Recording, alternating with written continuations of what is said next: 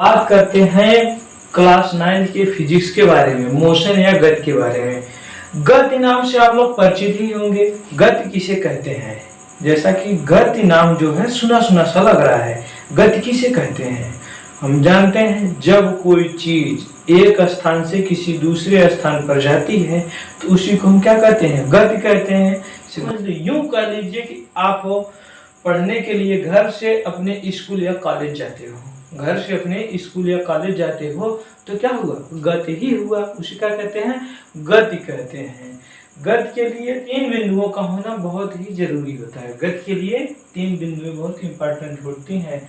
तो हम चर्चा करते हैं कि गति क्या है, वो कौन, गति क्या है, गति किसे कहते हैं? गति क्या है? जब कोई वस्तु समय के साथ अपनी स्थिति परिवर्तित करती है तो उस वस्तु को गतिमय कहा जाता है। यानी कि जब कोई वस्तु समय के साथ अपनी स्थिति में बदलाव लाता है, स्थिति को परिवर्तित करता है तो क्या कहलाता है बच्चों? गति कहलाता है। तथा जब कोई वस्तु समय के साथ अपनी स्थिति को नहीं परिवर्तित करती है, जब कोई वस्तु समय के साथ अपनी स्थिति को नहीं परिवर्तित करती है तो वह वस्तु विरामावस्था में कहलाती है। विरामावस्था मतलब रुकना, विराजमान होना, एक जगह या एक स्थान पे विराजमान होना ही क्या कहलाता है? विरामावस्था कहलाता है। बात समझ में आई दोस्तों? गति क्या है? जब कोई वस्तु समय के साथ अपनी स्थिति परिवर्तित करती है तो उस वस्तु को गति कहा जाता है।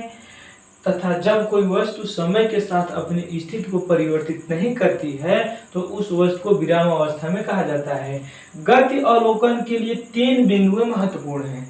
यानी कि गति को जानने के लिए मुझे 3 बिंदुओं पर ध्यान देना होगा। कौन कौन सी बिंदुएं? नंबर 1, वह वस्तु जिसकी गति का अवलोकन करना है। पहले वह वस्तु जिसके बारे में जिसे हम गति के बारे में जिसे बताना है। जब भाई कोई वस्तु रहेगी तभी तो हम बता पाएंगे कि हाँ ये वस्तु गति कर रही है। दूसरा, समय के साथ परिवर्तन। अब उस वस्तु में समय के साथ क्या होना चाहिए? परिवर्तन होना चाहिए। तीसरा, वह बिंदु जहां से गति प्रारंभ हो। क्या हो? वह बिंदु जहां से गति प्रारंभ हो रही है वह बिंदु भी होना चाहिए, तभी हम उसको बता पाएंगे कि वह वस्तु क्या है? गति में है। तीसरा, गति टाइप्स ऑफ मोशन, गति के प्रकार। गति कई प्रकार के होते हैं। गति जो है जैसे कि सरल रेखीय गति, वृत्तीय गति, असमान गति, समान गति, अनिश्चित या अनियंत्रित गति और एक नियंत्रित गति।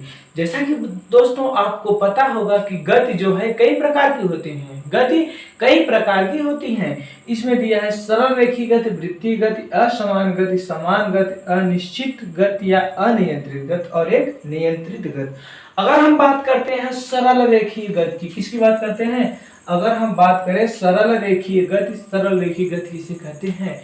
तो एक सीधी मार्ग में दिए गए, मुझसे समझ लिए, एक साइकिल सवार एक सीधे पथ पर जा रहा है तो वह गति क्या कहलाएगी? सरल रेखीय गति कहलाएगी। कोई साइकिल सवार व्यक्ति है, सीधे रास्ते को पकड़ करके जा रहा है तो वह गति क्या कहलाएगी? सरल रेखीय गति कहलाएगी। दूसरा, वृत्तीय गति। क्या कह रहा है? वृत्तीय गति यानी कि कोई व्यक्ति एक वृत्त मतलब समझ ही रहे हैं, वृत्त मतलब गोला होता है। क्या होता है? गोला। वृत्तीय गति जो है एक गोला है। अब इस गोले के समान कोई घूम करके चल रहा है या दौड़ रहा है। जैसे फोर्स वाले बच्चे, फोर्स की तैयारी करने वाले बच्चे राउंड में जाते हैं ना दौड़ने के लिए, तो राउंड में जब वो दौड़ते हैं तो उनका एक गोला बना रहता है। उस गोले को क्या करते हैं? चक्कर लगाते हैं, दौड़ते हैं। तो उनकी जो गति हुई, वो जो दौड़ हुई, वो कैसी है? वृत्तीय है। और एक असमान गति मतलब कभी हम तेज जा रहे हैं, कभी स्लो जा रहे हैं, कभी दाएं जा रहे हैं, कभी बाएं जा रहे हैं। क्या हुआ?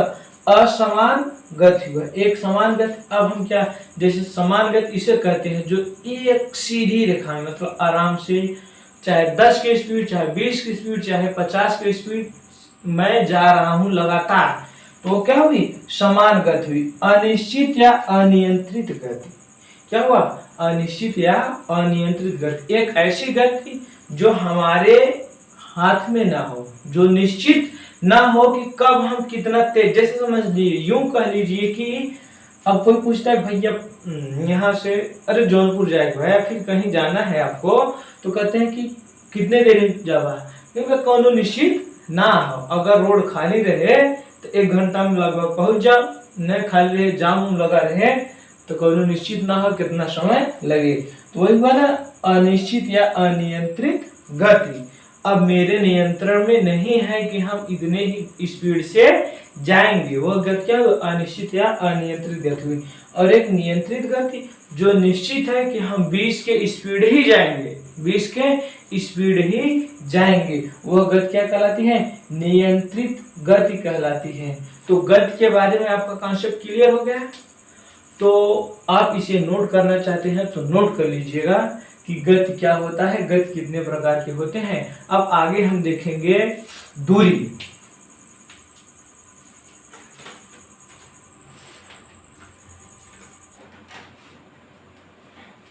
हाँ तो बच्चों, अब हम बात करते हैं दूरी तथा विस्थापन की, डिस्टेंस एंड डिस्प्लेसमेंट।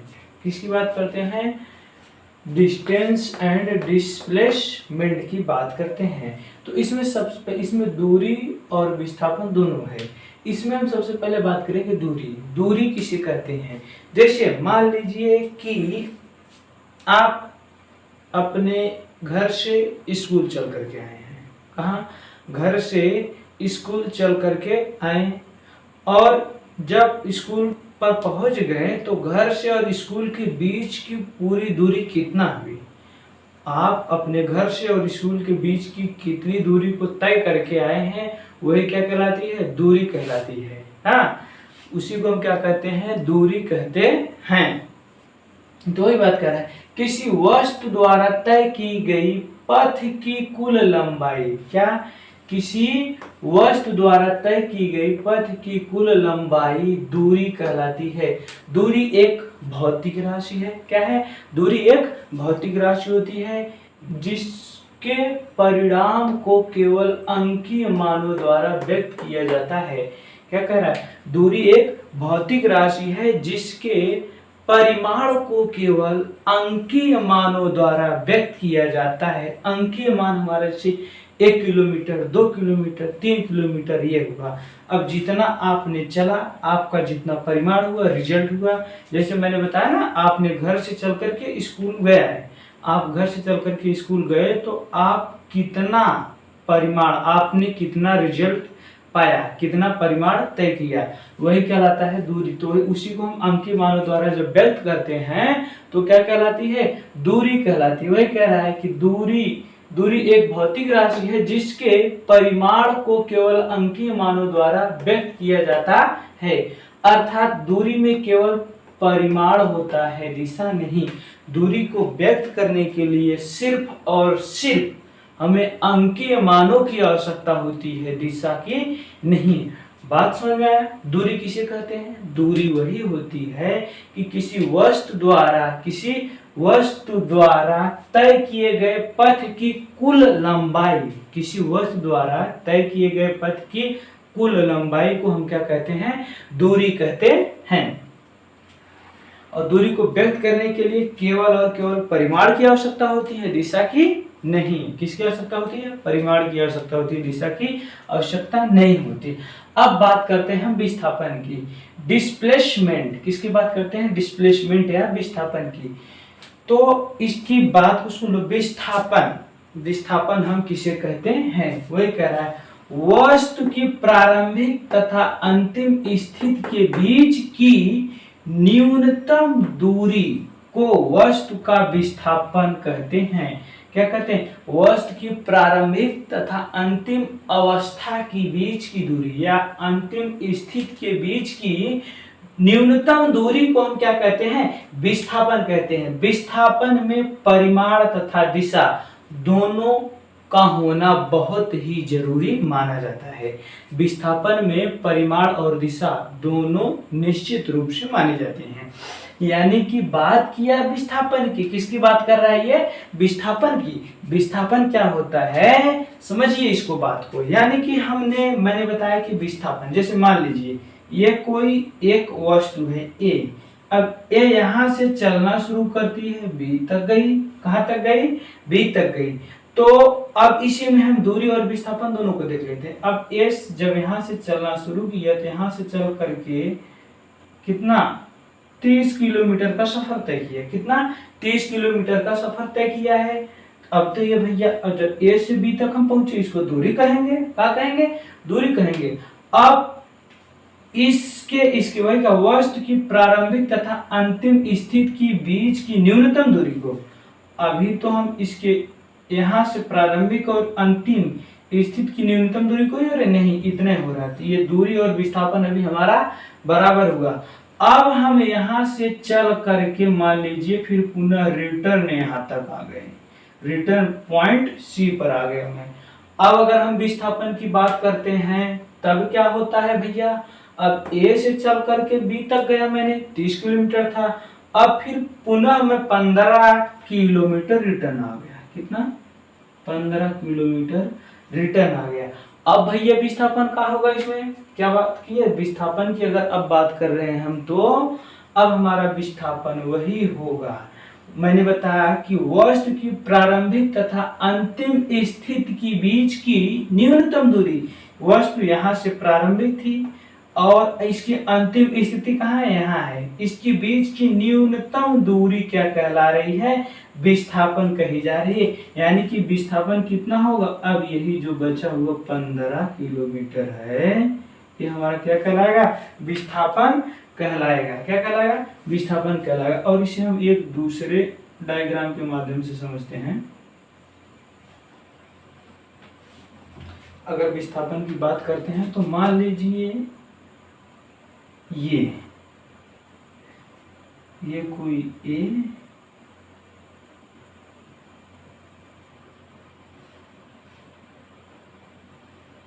बिंदु ए, बी और सी है। क्या है? बिंदु ए बी सी है। ए से चलना शुरू करते हैं, बिंदु ए से चलना शुरू करते हैं बी तक। ए से बी तक जब हम गए तो 20 किलोमीटर दूरी तय की। अब बी से सी तक गए तो यहाँ कितना? 30 किलोमीटर की दूरी तय की। क्या किया? ए से बी तक 20, बी से सी तक 30 किलोमीटर। अगर अब हम इसमें दूरी की बात करते हैं तो हम कहेंगे ए बी सी। अब मैंने कहा किसी वस्तु द्वारा तय किए गए पथ की कुल लंबाई को हम दूरी कहते हैं, तो हम कहेंगे वही हमारा ए प्लस बी प्लस सी तक जाने में कितना? ए से बी तक 20, बी से सी तक 30, यानी कि 50 किलोमीटर की आवश्यकता हुई। तो ये जो 50 किलोमीटर हमारा निकला, क्या निकला? दूरी निकला। क्या निकला? दूरी निकला। अगर हम इसमें विस्थापन की बात करते हैं तो ये हमारी दूरी तो 50 किलोमीटर हो गई। अब उसी किसी वस्तु की प्रारंभिक तथा अंतिम स्थिति के बीच की न्यूनतम दूरी को क्या कहते हैं? विस्थापन कहते हैं। अभी हमारी जो दूरी क्या निकली? दूरी हमारी 50 किलोमीटर निकली। यहाँ तक मैटर क्लियर? अब हम विस्थापन की बात को देखते हैं। किसकी देखते हैं? विस्थापन को अगर देखते हैं तो ये कह रहा है वस्तु की प्रारंभिक और अंतिम स्थिति के बीच की दूरी को। विस्थापन की बात ज्यों करें त्यों आप समझ लीजिए वस्तु की प्रारंभिक और अंतिम, कौन सी? प्रारंभिक स्थिति और अंतिम स्थिति के बीच की छोटी सी छोटी दूरी। क्या? छोटी सी छोटी दूरी ही क्या कहलाएगी? हमारी विस्थापन कहलाएगी। अब इसको हम क्या करते हैं? ये हमारी छोटी दूरी क्या होगी? अब डायरेक्ट हम यहाँ से यहाँ तक आ जाते हैं। क्या कर लेते हैं? डायरेक्ट यहाँ से यहाँ तक हम आ जाते हैं। तो यह जो दूरी हमारी निकलेगी, यह क्या निकलेगी? विस्थापन निकलेगी। क्या निकलेगी? विस्थापन की दूरी होगी। अब इसको निकालने के लिए हम जानते हैं कि इसे क्या कहते हैं? आधार। इसे क्या कहते हैं? लंब और कर्ण। तो हम जानते हैं कि लाल बटे कक्का या कर्ण स्क्वायर बराबर आधार स्क्वायर प्लस लंब स्क्वायर अंडर रूट। अब बात वही कर्ण की कर लेते हैं, किसकी? कर्ण बराबर हमारा अंडर रूट कितना था? 20 स्क्वायर प्लस 30 स्क्वायर, 20 30 10, 20 30 40, 20 दिशा में 400 प्लस 30 दिशा में 900, 9 4 13 अंडर रूट 1300।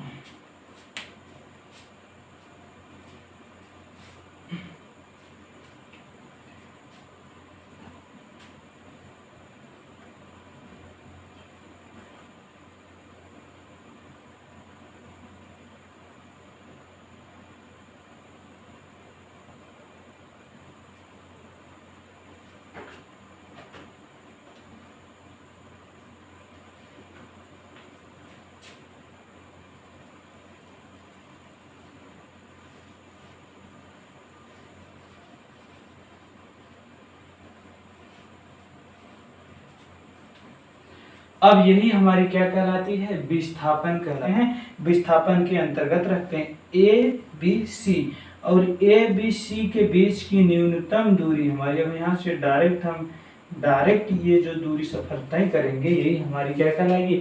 विस्थापन कहलाएगी। बात क्लियर हुआ? तो आप इसको लिखना चाहते हैं तो स्क्रीनशॉट ले लीजिए या लिख लीजिए, तब तक हम आगे देख। साइकिल सवार व्यक्ति बिंदु ए से चलना शुरू करता है। बिंदु ए से, एक साइकिल सवार व्यक्ति बिंदु ए से चलना शुरू करता है, बी तक जाता है। बिंदु ए से चलना शुरू करता है, बी तक जाता है, बी से चलना शुरू करता है, सी तक जाता है। बिंदु ए की लंबाई हमारी कितना हुई?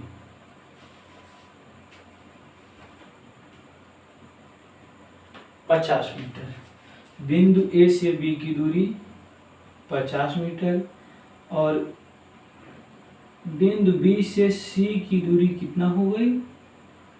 60 मीटर। 50 मीटर और 60 मीटर। अब सी से डी की दूरी हमारी जो होगी वो भी कितना होगी? सॉरी, ये हमारी 50 मीटर दूरी है। ए से बी की दूरी 50 मीटर। अब सी से डी की दूरी जो भी होगी 50 ही मीटर होगी। अब डी से ए की बीच की दूरी को अब हम देखते हैं, तो इसकी दूरी जो हो गई 60 मीटर हो गई। कितना हो गई? 60 मीटर हो गई। अब वही बात मैंने कहा कि एक साइकिल सवार व्यक्ति बिंदु ए से चलना शुरू करता है, बी तक जाता है तो 50 मीटर की दूरी तय करता है। बी से चलना शुरू करता है, सी तक जाता है तो 60 मीटर की दूरी तय करता है। कितने मीटर की? 60 मीटर की दूरी तय करता है। सी से चलना शुरू करता है, डी तक जाता है तो 50 मीटर की दूरी तय करता है। कितने मीटर की? 50 मीटर की दूरी तय करता है। अब इसमें अगर हम बात करते हैं दूरी की, किसकी बात करते हैं? तो दूरी की, दूरी हमारा यही होता है। दूरी मैंने बताया था कि किसी व्यक्ति द्वारा तय किए गए पथ की कुल लंबाई हमारी क्या कहलाती है? दूरी कहलाती है। क्या कहलाती है? किसी व्यक्ति द्वारा तय किए गए पथ की कुल लंबाई। तय किए गए पथ की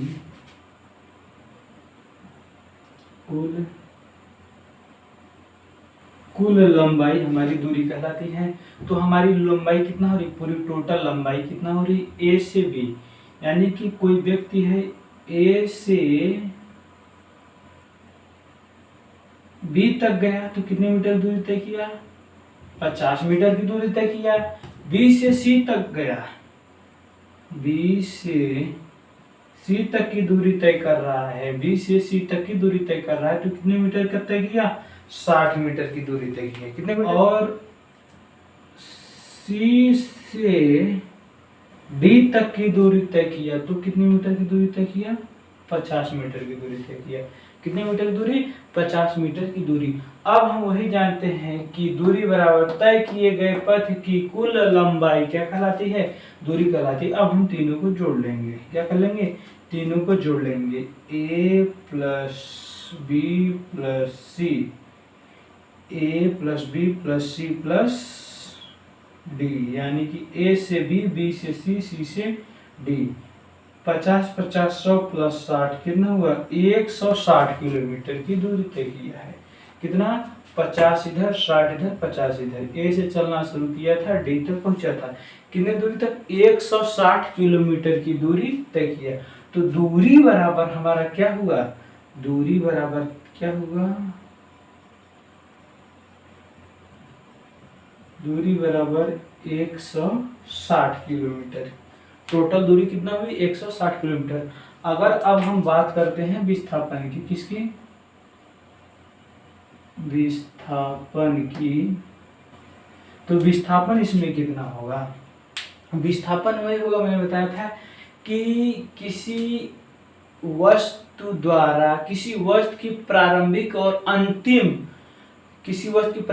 और अंतिम स्थिति की बीच की दूरी को हम क्या कहते हैं?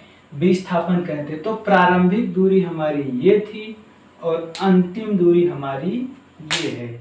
प्रारंभिक अवस्था और अंतिम अवस्था क्या है? प्रारंभिक अवस्था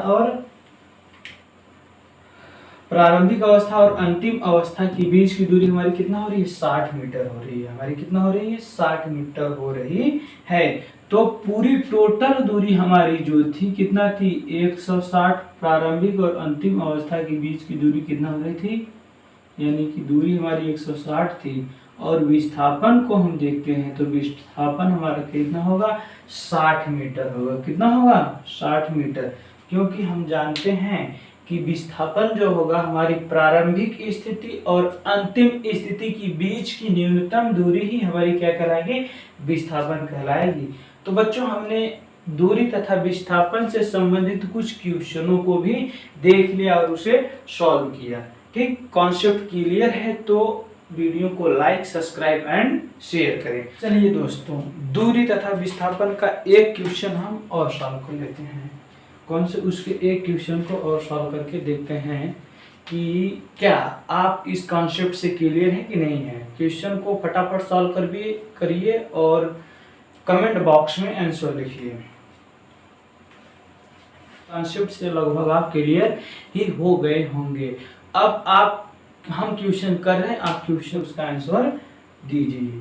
तो चलिए, मैंने बात किया कि एक व्यक्ति बिंदु ए से पूरब की ओर चलना शुरू करता है। पूरब की ओर चलना शुरू करता है। बात क्या किया मैंने कि एक व्यक्ति बिंदु ए से पूरब की ओर चलना शुरू करता है तथा 3 मीटर की दूरी तय करता है। कितने मीटर की? 3 मीटर की दूरी तय करता है। 3 मीटर की दूरी तय करने के बाद वह व्यक्ति उत्तर दिशा की ओर मुड़ता है और 4 मीटर की दूरी तय करता है। कितने मीटर की? उत्तर दिशा की ओर मुड़ता है और 4 मीटर की दूरी तय करता है। अब आप बताइए, इस व्यक्ति ने कुल कितनी दूरी तय किया? ए, बी और सी मैंने मान लिया। क्या मान लिया? ए, बी, सी। अगर हम बात इसमें करते हैं दूरी की, किसकी बात करते हैं? दूरी की। तो इस व्यक्ति ने कुल कितनी दूरी तय किया? Question mark. व्यक्ति की कुल दूरी कितनी होगी?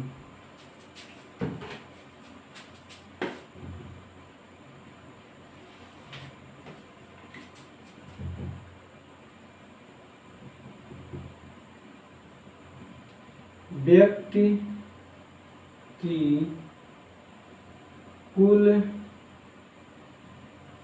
दूरी बराबर क्वेश्चन मार्क तथा व्यक्ति का विस्थापन बराबर क्वेश्चन मार्क। अब आपको इसमें दूरी और विस्थापन ज्ञात करना है। क्या ज्ञात करना है? दूरी और विस्थापन ज्ञात करना है।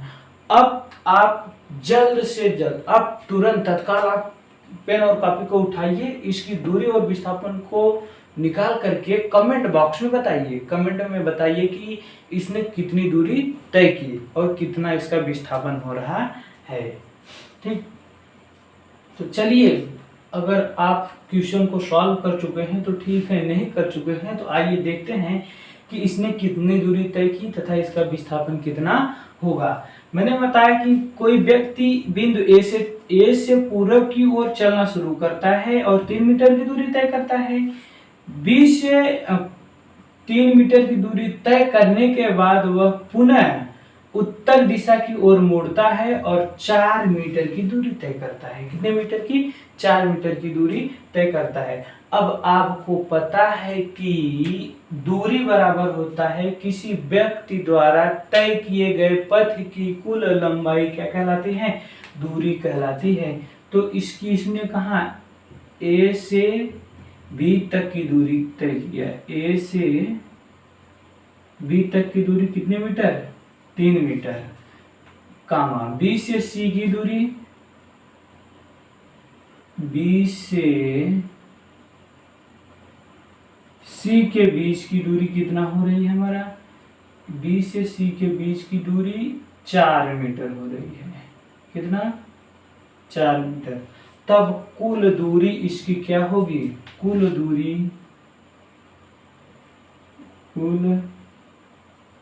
दूरी बराबर ए plus B plus C, A plus B plus सी, यानी कि ए से बी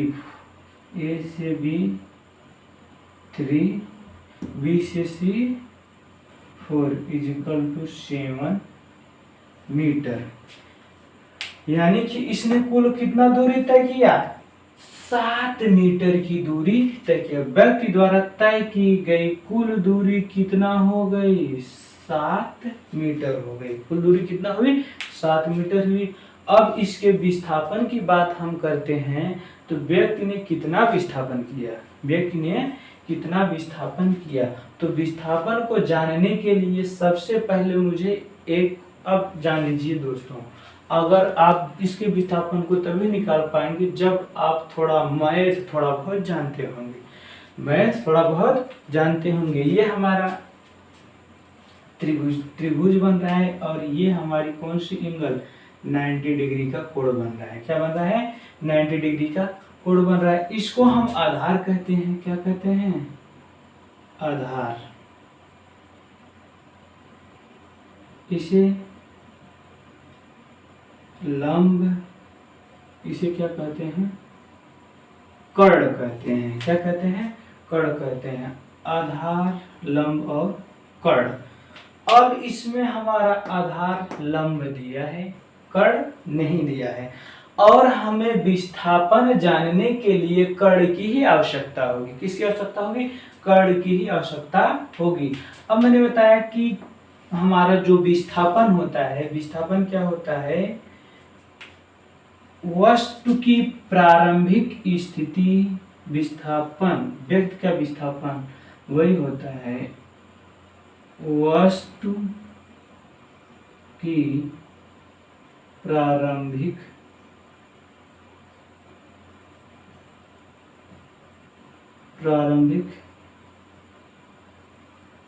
स्थिति, वस्तु की प्रारंभिक स्थिति प्लस अंतिम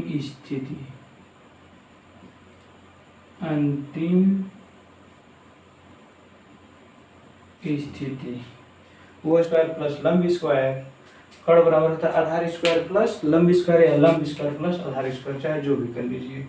तो इसमें कर्ण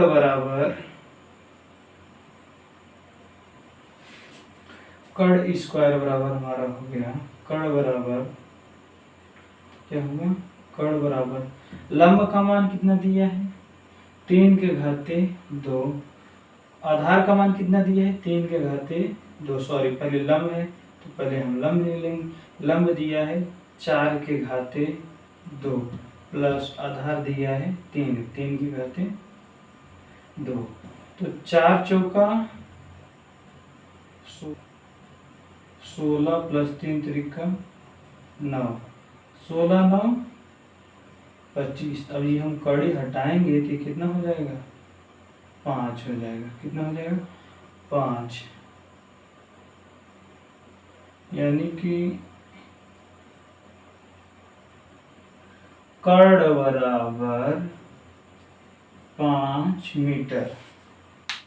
कर्ण बराबर कितना है, 5 मीटर। अब ये हमारी जो विस्थापन था वो निकल करके आ गया। क्या निकल कर गया, विस्थापन 5 मीटर आ गया। विस्थापन निकला ना हमारा, यही वस्तु की प्रारंभिक और अंतिम स्थिति के बीच की दूरी हमारी कितना हुई, 5 मीटर हुई। प्रारंभिक और अंतिम स्थिति के बीच की दूरी 5 मीटर हुई, यही हमारा विस्थापन हुआ। दूरी तथा विस्थापन का कॉन्सेप्ट क्लियर ही हो गया होगा, तथा इसका अंककीय क्वेश्चन भी हमने 1 2 3 ठो करके दिखा दिया। अब आप इसके जितने भी क्वेश्चन मिल रहे हैं उसको आशा करते हैं कि सॉल्व ही कर डालेंगे। अब आपके पास जितने भी क्वेश्चन हैं सॉल्व करिए, जो क्वेश्चन नहीं आ रहा है उसे कमेंट सेक्शन में बताइए, उसका जवाब आपको दिया जाएगा। आज के लिए बस इतना ही। अब हम मिलते हैं नेक्स्ट एपिसोड में, तब तक के लिए जय हिंद, जय भारत। और हाँ, वीडियो को लाइक करना ना भूलें, तथा इसी तरह की वीडियो और पाने के लिए हमारे चैनल को सब्सक्राइब करना भी ना भूलिएगा।